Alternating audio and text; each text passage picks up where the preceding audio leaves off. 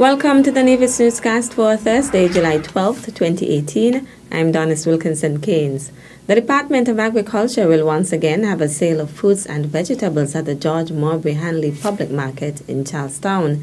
Communications Officer in the Ministry of Agriculture, Rohan Iles, listed the items on sale. The Department of Agriculture is having a sale at the public market tomorrow at 7:30 in the morning. We have sweet vegetables, sweet fruit, and sweet prices. I can tell you nothing is more than $3 per pound, and so that is your sweet price. We have melon, sweet melon. Can't go wrong with the melon we have. Those are recently reaped from our Prospect estate. We have sweet corn. If you were lucky enough to get roast corn from us on Wednesday, you would understand why we are terming them sweet corn. We have some of those on Friday, not roast, but still sweet. And we have sweet squash. So that is your sweet vegetable, your sweet fruit, and your sweet price. Tomorrow morning, 7:30. Iles is soliciting the public's support. Please don't go to the market at 12 o'clock and then meet me and tell me you did not get anything from the sale or there was nobody there when you got there. 7:30, which means by 10:30, 11 o'clock, the Department of Agriculture would have already left the public market. Again, nothing is more than $3 per pound. As a matter of fact, I think the melon go for $2 per pound. So, sweet sale Friday, sweet prices, sweet vegetables, sweet fruit. See you at the public market tomorrow at 7:30 a.m. Communications Officer in the Ministry of Agriculture, Rohan Iles. The property tax amnesty, which was offered by the Inland Revenue Department during the month of June, has been extended. That is according to Deputy Comptroller Neva Manners-Limonta.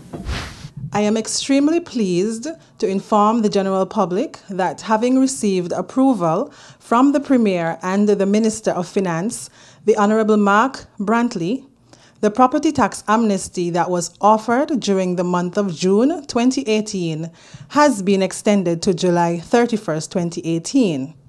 Property tax amnesty is a limited time opportunity offered to delinquent taxpayers to get up to date with their tax obligations in exchange for forgiveness of tax liabilities such as interest. What this therefore translates to is that those taxpayers whose property tax bills are in arrears and have already generated interest will be granted a waiver of those interests of any amount that is above $100. However, all tax and combined interest up to a maximum of $100 is payable. The Deputy Comptroller is advising taxpayers to take advantage of the offer. This is a very special offer and only lasts until July 31st. So again, I encourage you to make your way quickly to the Inland Revenue Department. We're located in the R.G. Solomon's Arcade. Get your taxes cleared and be a responsible citizen. Meantime, Deputy Comptroller of the Inland Revenue Department, Neva Manners-Limonta, also echoed the announcement made by Premier and Minister of Finance, the Honorable Mark Brantley, at his June 25th press conference that the property tax amnesty has been a resounding success so far.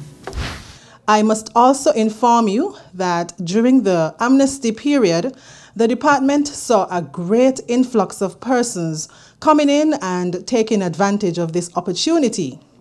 Based on this initiative alone, total revenue collected for the period was $1.8 million, which is an increase of $764,000 or 71% when compared with 2017, when we only collected $1 million.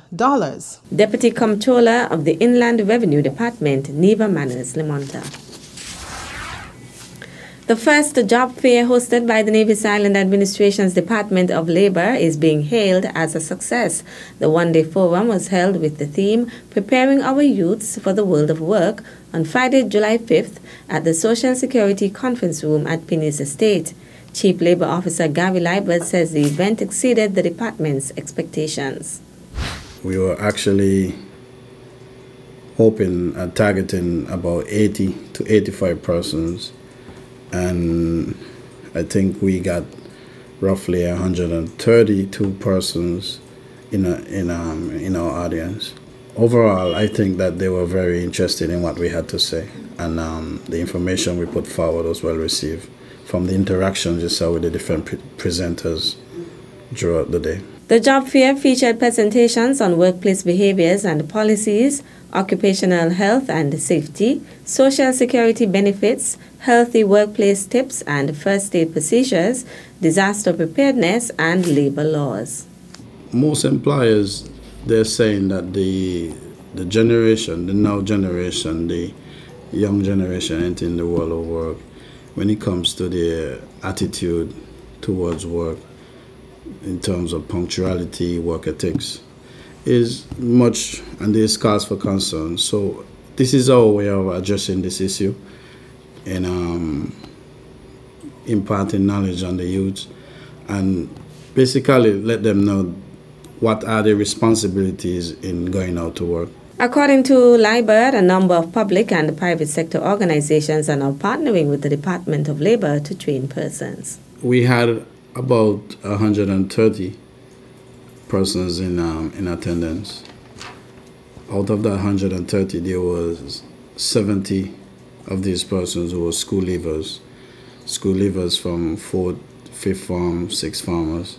And so far, we would have already placed 5 persons at establishments where they would be receiving on-the-job training.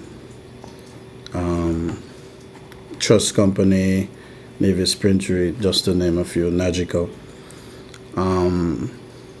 Over the next couple of weeks, we are hoping that we could put the other school leavers with an employer for training for at least a month.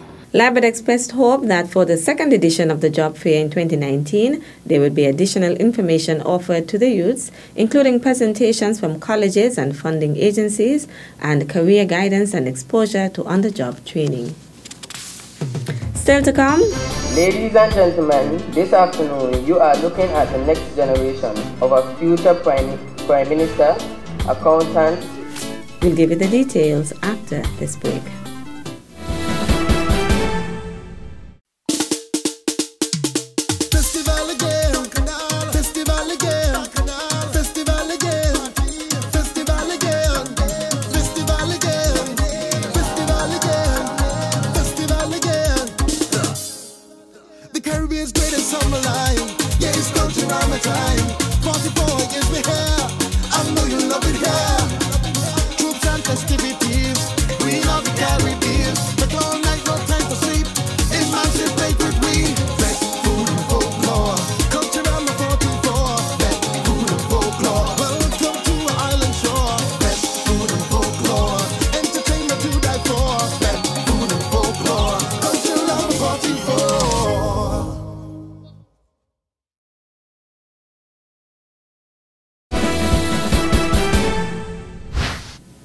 Welcome back.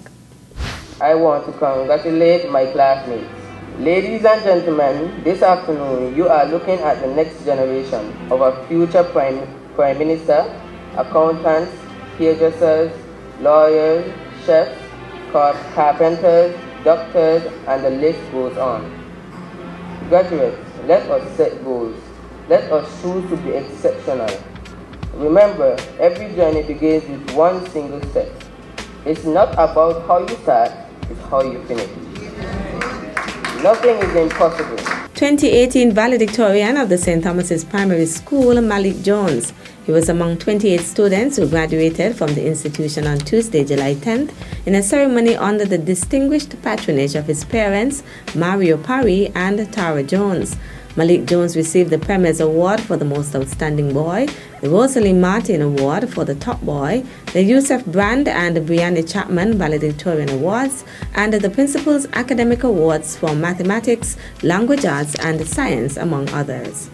Achieving the best test of standards results was Lochelle Herbert, who received the Premier's Award for the Most Outstanding Girl, the Rosalie Martin Award for the Top Girl, and the Principal's Academic Awards for Mathematics, Social Studies, and Science, among others. Other outstanding performances were achieved by Jaden Morton, who received the Principal's Academic Awards for Mathematics and Science, among others, as well as Julian Nisbet, Najee Brown, Akida Nisbet, Rihanna Webb, and Dakari Williams, who all received the Principal's Academic Award for Mathematics. The theme of the ceremony was Choose to be Exceptional. Exceptional people are the people who are bent on going all the way up to the top.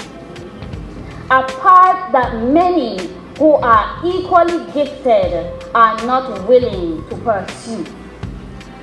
When you understand this, you become extraordinary, incomparable, and unique, and the world salutes you.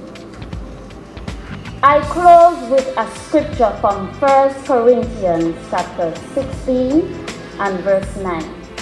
And it says, "A great door of opportunity is opened unto you today.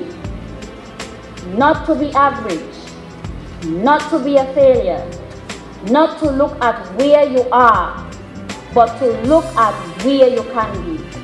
And that is to be exceptional." Chaired by Lydia Claxton, the ceremony also received remarks from Londa Brown of the Department of Education and Principal Nolan Smithen, who delivered the school report for the academic year 2017 to 2018.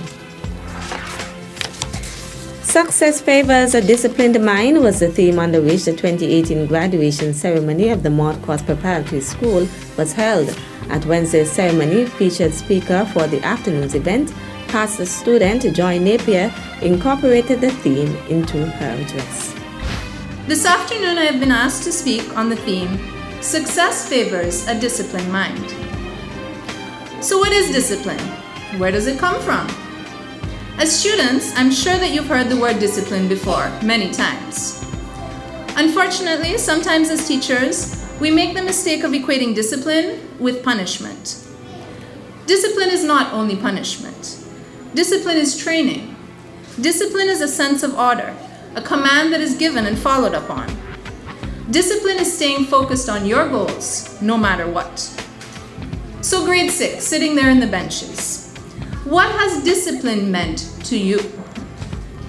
Discipline grade 6 has been staying inside to finish homework, even though you want to go outside and play. Discipline is taking that breath and a pause before you answer somebody back in anger.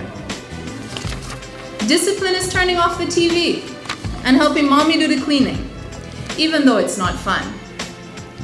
Discipline is not just being told what to do. The most important form of discipline is making ourselves do the things that need to be done, even when we really don't want to do them. The patrons of the ceremony were Patrick Daniel and Evelyn Weeks, parents of the valedictorian Kamaya Daniel. As the popular African proverb says, it takes a village to raise a child. Rings true, as we truly had a village to help us excel at this level and laid a solid foundation for the next chapter. My fellow graduates, as we close this chapter and open a new one, there's something that I want you all to remember. No one can make you feel inadequate without your consent, by Eleanor Roosevelt. Now as I leave this podium, as our school motto suggests, we have enjoyed all the good and bad, but now we can truly stand and say that we have succeeded. Daniel received the award for Best Girl in Test of Standards, the Premier's Award, and the Deputy Governor General Award, among others. The Salutatorian Award went to Kalia Huggins, who received awards for outstanding performance in mathematics, languages, and science, among others. The award for Best Boy in the school went to Jaden Liebert. He received the awards for Best in Languages, Outstanding Performance in Mathematics and Languages, among others. The graduation ceremony also included 13 graduates from the Maud Cross Preschool. Principal of the school, Cherry Ann Walwyn, delivered the principal's report. Remarks were also delivered by Education Officer Shefton Liebert. The ceremony was held at the Church of God of Prophecy in Craddock Road. That's it for this edition of the Nevis Newscast. On behalf of all of us here at the Department of Information, thank you for viewing.